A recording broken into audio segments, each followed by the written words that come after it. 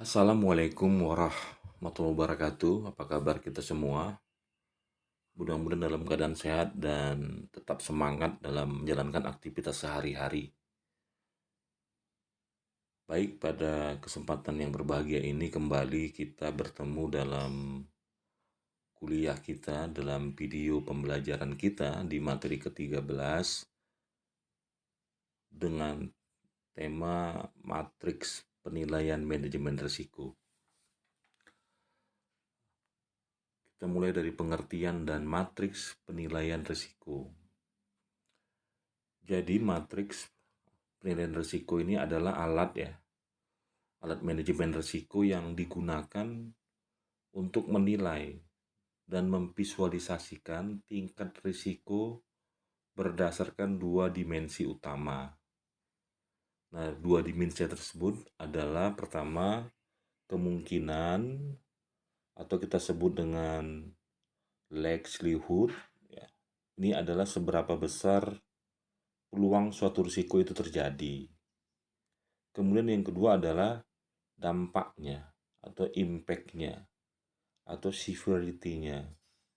Nah, ini seberapa besar kerugian yang ditimbulkan jika risiko itu benar-benar terjadi, begitu.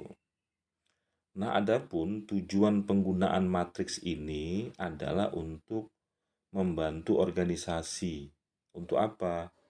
Yang pertama untuk mengidentifikasi apa yang menjadi risiko-risiko utama. Kemudian yang kedua adalah menilai tingkat urgensi penanganannya. Nah, yang ketiga adalah menyusun prioritas mitigasinya. Dan yang keempat adalah menentukan strategi kontrol dan pengawasan yang tepat.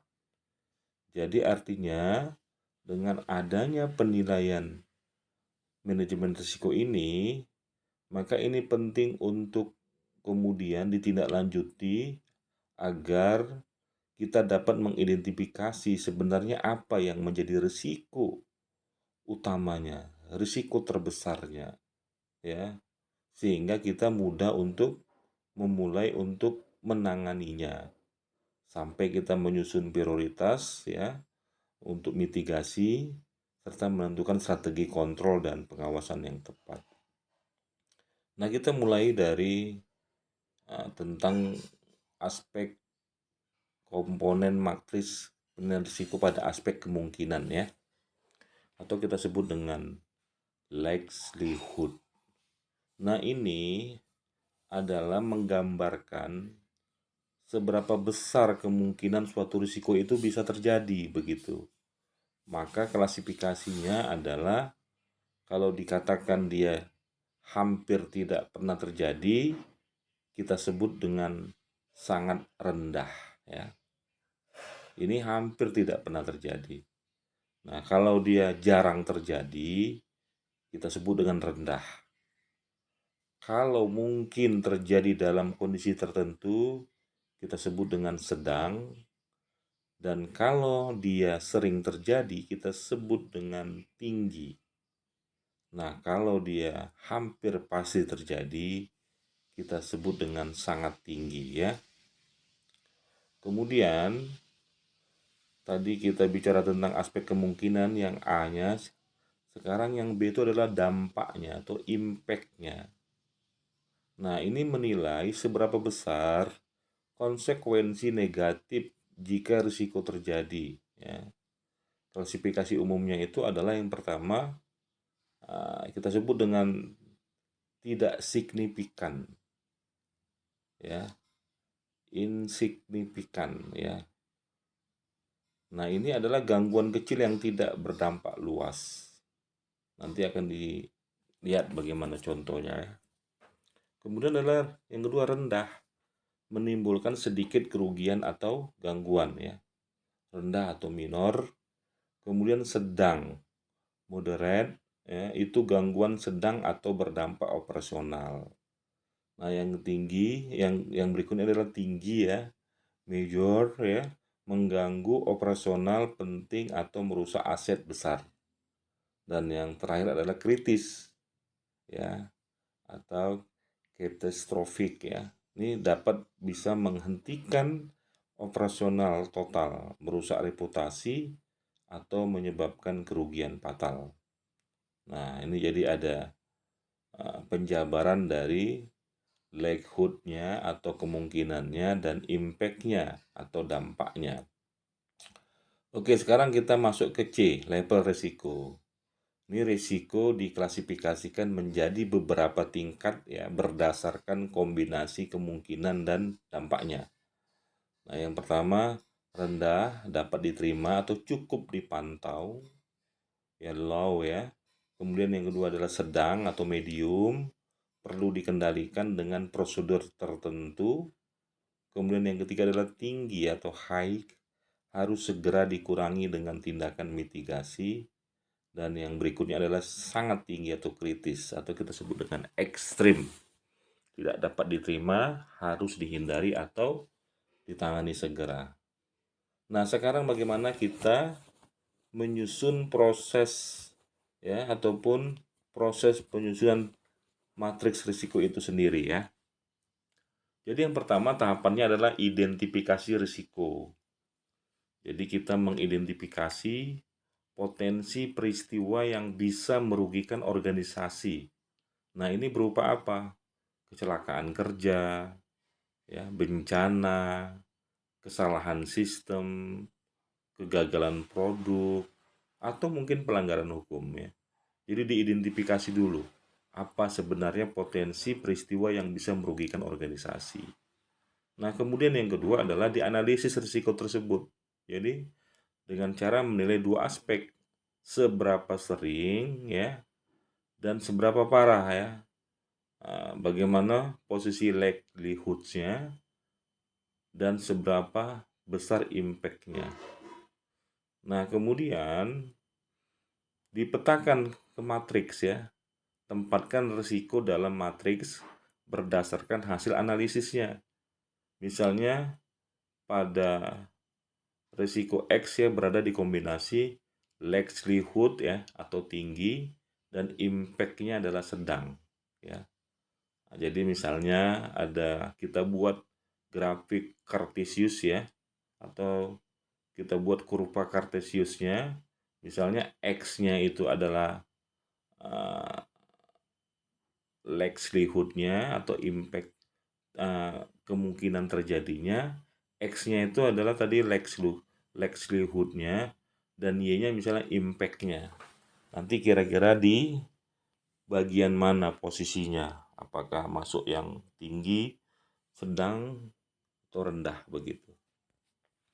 Kemudian evaluasi dan prioritasi, tentukan level risiko dan pilih tindakan yang sesuai untuk apakah bisa diterima, dikurangi, dihindari, atau ditransfer gitu ya. Jadi ini adalah cara untuk ya mengelola apakah risiko itu kemudian ya bisa diterima, dikurangi, dihindari, atau justru dialihkan ke pihak asuransi. Nah, kemudian rencana mitigasinya. Jadi susun langkah-langkah mitigasi, buat SOP baru, lakukan pelatihan, kemudian pemeliharaan sistem, lakukan audit, backup data, dan rotasi kerja. Nah, coba mari kita melihat pada studi kasusnya ya. Nah, ini mudah-mudahan bisa kita pahami ya. Nah, ini supaya bisa lebih kelihatan secara matriks ya.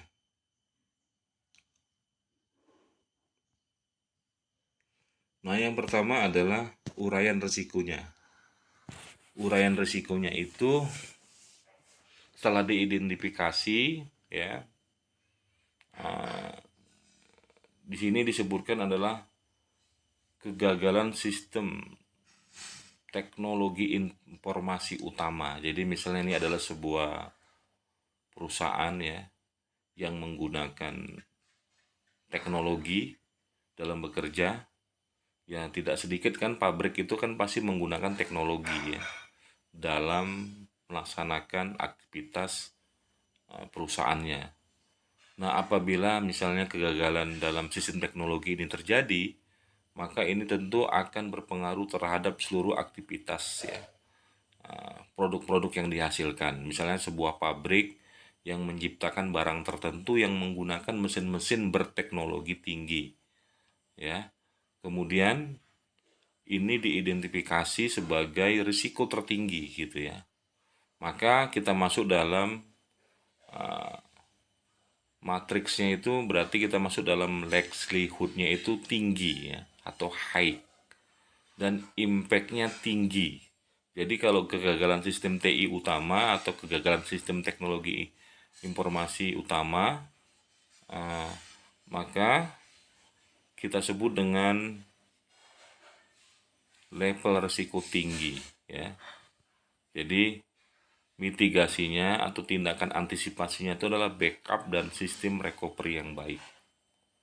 Nah, kemudian yang kedua, kita identifikasi human error pada produksi. Ini kita sebut kemungkinannya likelihood-nya misalnya sedang, artinya ini akan jarang terjadi atau sedang terjadinya. Nah, itu kita sebut dengan sedang impact-nya. Ya, berarti kita masukkan level risikonya sedang. Nah, mitigasinya adalah SOP dan pelatihan ulang. Kemudian kecurangan keuangan ya, misalnya kemungkinan terjadinya rendah, tetapi impact-nya ini kritis. Nah, walaupun dia rendah, tapi impact-nya itu kritis, kita masuk kategori sedang ya. Maka lakukanlah audit internal dan kontrol. Kemudian keterlambatan pasokan bahan baku. Ini misalnya kemungkinannya tinggi, tetapi impact-nya itu rendah. Ya mungkin karena ada stok bahan baku yang memang sudah disiapkan. Apabila ada keterlambatan, maka kita masuk dalam kategori levelnya sedang ya, level risikonya. Maka kalau memang suppliernya itu ataupun aktivitas kegiatan keterlambatan pasokan ini sering terjadi, ya perlu didiversifikasi pemasok atau dicari supplier baru ya untuk memasok bahan baku. Kemudian gempa bumi yang namanya bencana kan kita tidak tahu, itu bisa saja terjadi tetapi mungkin jarang terjadinya, maka kita sebut dengan sangat rendah ya tingkat kemungkinannya, tetapi impact-nya ini kritis apabila terjadi. Maka dia masuk dalam level risiko sedang.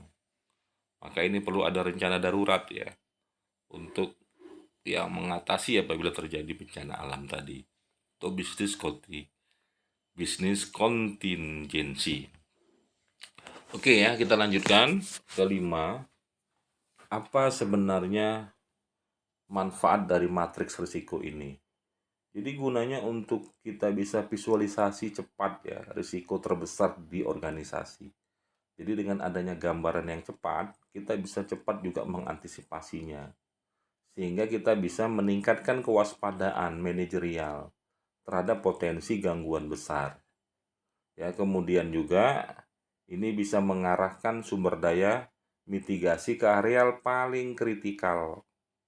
Kemudian meningkatkan akuntabilitas pengelolaan risiko di semua lini.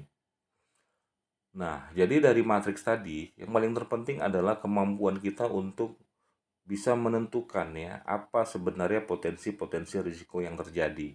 Dan kita mau masukkan dia di dalam level risiko yang tinggi, sedang, atau rendah. Nah, ini untuk memasukkannya ya, caranya adalah menentukan tingkat kemungkinan dan impact-nya atau dampaknya. Jadi semakin mungkin terjadi dan semakin tinggi impact-nya, itu berarti betul-betul harus diantisipasi. Dia masuk level risiko yang high, tinggi gitu ya. Ya, seperti kita lah ya naik kendaraan. Kemungkinan terjadi kecelakaan rendah. Tetapi jika kita terjadi kecelakaan, itu misalnya impact-nya bisa parah kondisinya, maka dia masuk dalam level risiko tinggi. Misalnya di jalan-jalan yang berbukit ya atau yang ekstrim, ya mungkin selama kendaraan kita kuat untuk menaikinya, risiko tidak akan terjadi. Tetapi apabila terjadi, itu langsung kritis kondisinya. Misalnya bawa kendaraan yang kondisinya sudah tidak mampu untuk naik di tingkat maksudnya naik pada jalan-jalan perbukitan atau pegunungan ya. Maka apabila terjadi ketidakmampuan tadi, mungkin apabila kita membawa kendaraan roda 4 atau mobil itu bisa masuk ke jurang.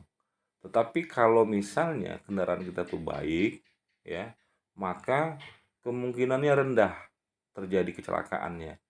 Karena tentu kendaraannya kita mampu untuk bisa naik di jalan-jalan yang tadi ekstrim ataupun ke bukit-bukit yang mungkin jalannya itu tinggi naik dan ekstrim begitu.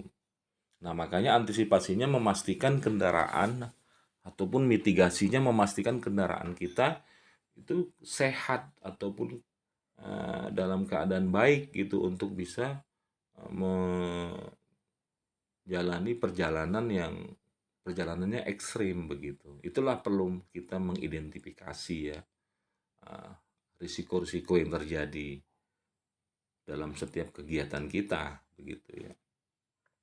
Contoh yang sederhana lagi, misalnya kita ke kamar mandi, kemungkinan kita terpleset itu ada tidak? Tentu ada, tapi mungkin rendah.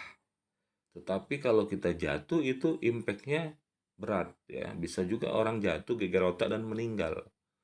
Tetapi dia mungkin jarang terjadi, tapi impact-nya tinggi.